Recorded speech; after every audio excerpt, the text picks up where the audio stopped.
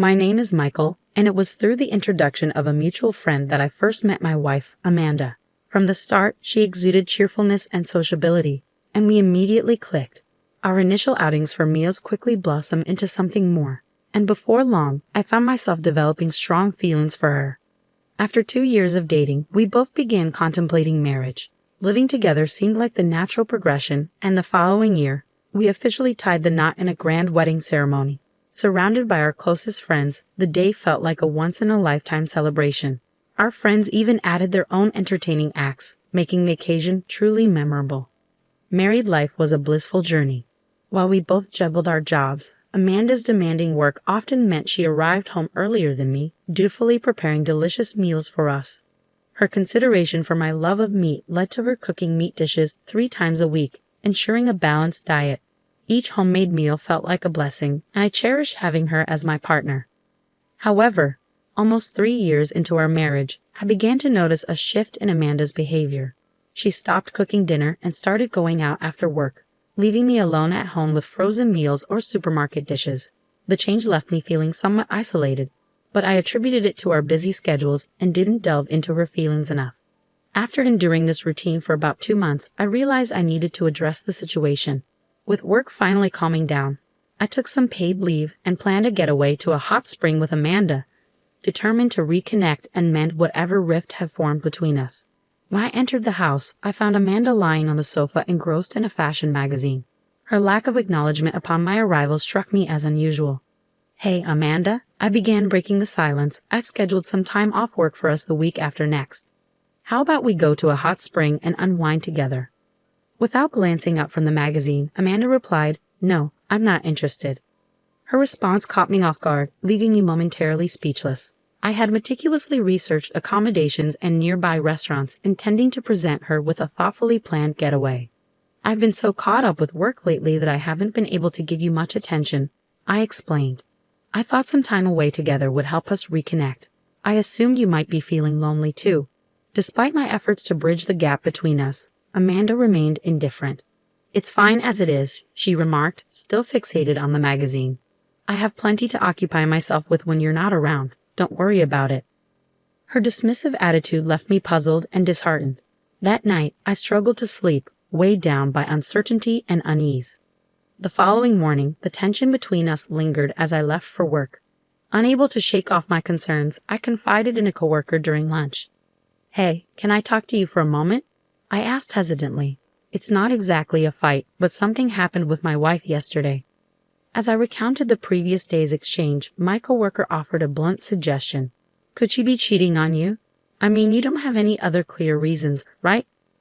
I racked my brain, unable to conjure any other explanation for Amanda's sudden aloofness besides the ominous word, cheating. It reverberated in my mind, a weighty echo I never thought I'd associate with her. But once the seed of doubt was planted by someone else, suspicion flourished and my health began to falter under its oppressive weight. That day at work was a blur, my mind consumed by thoughts of betrayal. Unable to concentrate, I made the decision to leave early. Upon arriving home, I bypassed changing into comfortable clothes, shedding only my suit jacket before collapsing onto the bed, mentally and physically exhausted. With some time to spare before Amanda's return, I drifted into a fitful slumber, seeking solace in the cool, dimly lit room. My restless sleep was abruptly interrupted by the unmistakable sound of laughter and multiple voices entering the house, followed by the distinct sound of Amanda's voice. Initially, I assumed she had returned home. However, the presence of an unfamiliar male voice shattered that illusion, intensifying my suspicions. As footsteps approached the bedroom, my heart raced with apprehension. My fears were confirmed when Amanda entered the room, her expression momentarily betraying surprise at finding me there. Her subsequent words dripped with mockery as she questioned my presence. "Oh, Michael, what are you doing here?" she taunted, her tongue dripping with disdain. "I thought you were supposed to be at work." I faltered, my stomach churning with a sickening mix of dread and betrayal. I decided to take a paid day off, needing some time to process everything. Amanda's response was indifferent, her gaze shifting to the tall man standing beside her, his arm casually draped over her shoulder. "You went out," she stated, devoid of any concern for my well-being. I wanted to demand the man remove his arm from my wife's shoulder, but waves of nausea and a pounding headache left me speechless. All I managed to muster was a weak, "Well, you already know." Amanda cut me off with a brazen admission, her defiance palpable as she crossed her arms and stood her ground. "It's true," she declared, her tone unapologetic. "I'm cheating on you with this guy, and it's your fault. So no apologies from me." Her confession hit me like a freight train, leaving me reeling and utterly bewildered. Before I could gather my thoughts, she continued, dismissing my shock with a wave of her hand. "Stop looking like that," she scolded. "You've neglected me for so long. Scott treats me like a woman, and being with him fills the void in my heart. He's always up to date with the latest trends, being the president of his own company. Plus, he's fun and exciting." As Amanda praised the man, I finally recognized his face. It all fell into place when she mentioned his position as a company president. He was the head of XYZ Company, a client I had been working closely with. His meteoric rise in the industry, starting his business in his 20s, had made him a notable figure. I recalled our interactions during business meetings and exchanging business cards, never imagining that he would become a central figure in this devastating revelation. "Why?" I asked Amanda, my voice trembling with disbelief. "Like I said before, that's why," she replied nonchalantly, her tone devoid of remorse. "But I'm fine with getting a divorce." The word divorce hung heavy in the air, igniting a desperate urge within me to halt Amanda's departure. Yet as she moved to leave the room with Scott, I struggled to find the words to stop her. "Are you really okay with ending our marriage so easily?" I implored, my heart aching with the weight of impending loss. But Amanda brushed off my concerns with a dismissive wave. "It doesn't matter anymore," she declared, making a move to exit with Scott in tow. "I'll ensure Amanda's happiness, so don't worry," Scott interjected, flashing me a disarming smile before following Amanda out of the room.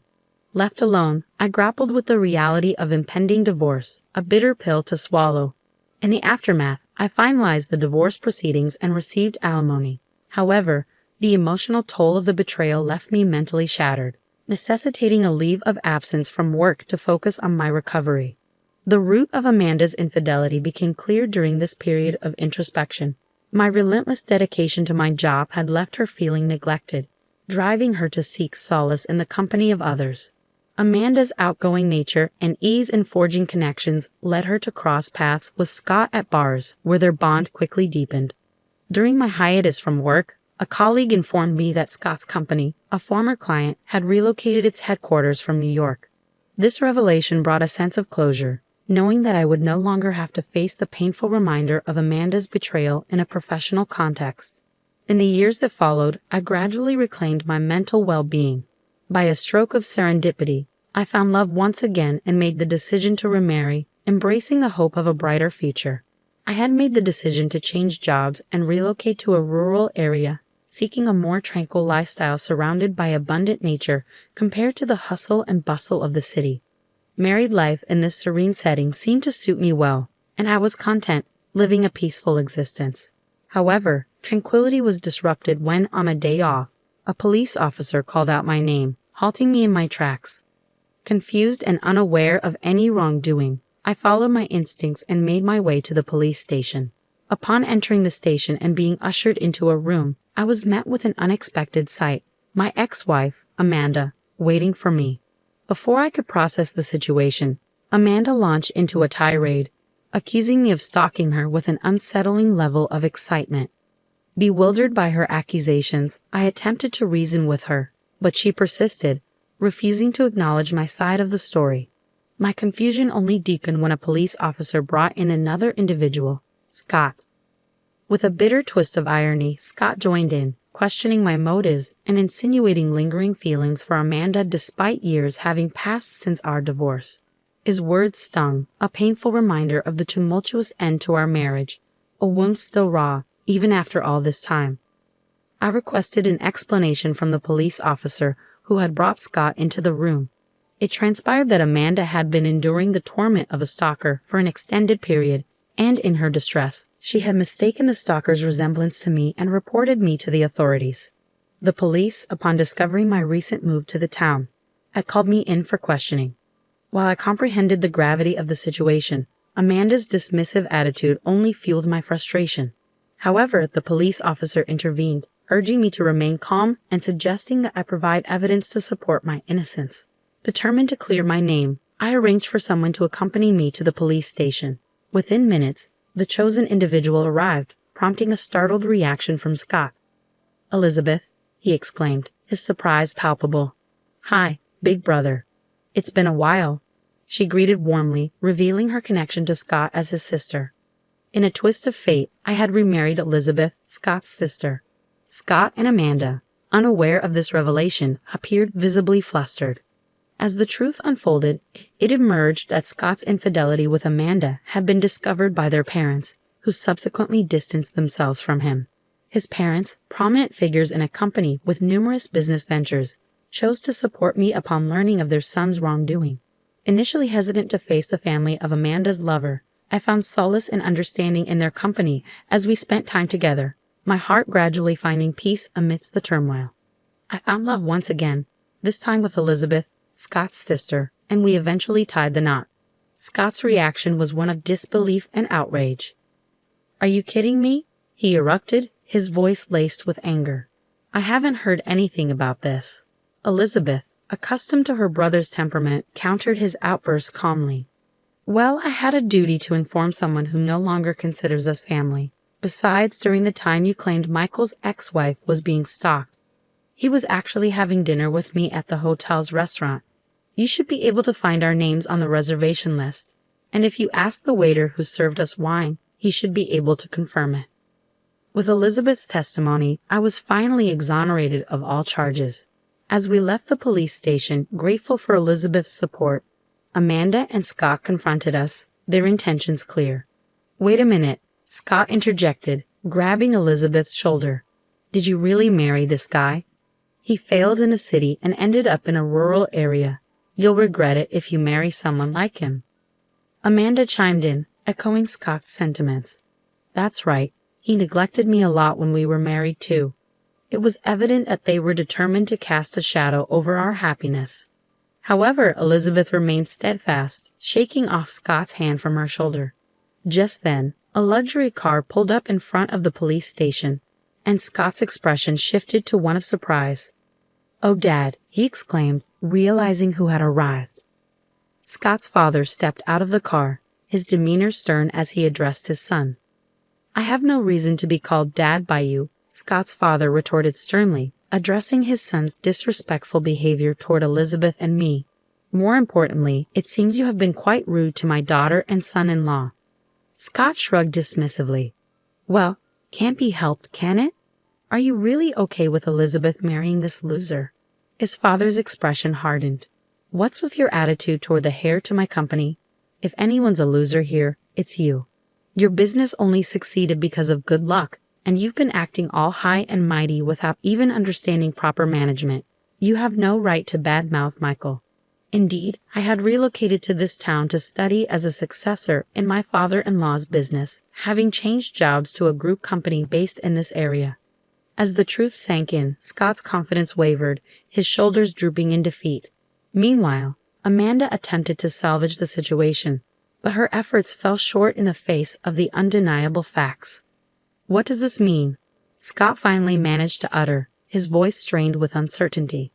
"You said you'd inherit the company," Elizabeth reminded him, her tone tinged with disappointment. "Scott's company is doing well, right?" However, the truth soon emerged. Scott's company was on the verge of bankruptcy, and considering his extravagant spending, he was likely in debt as well. Scott fell silent, the weight of reality settling heavily upon him as his father's words rang true.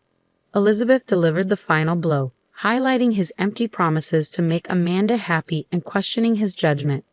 With the truth exposed, the suspicion of stalking against my ex-wife was cleared. In the aftermath, Scott's company collapsed and Amanda parted ways with him. Meanwhile, I found myself liberated from the curse of Amanda and Scott, living a contented life with Elizabeth.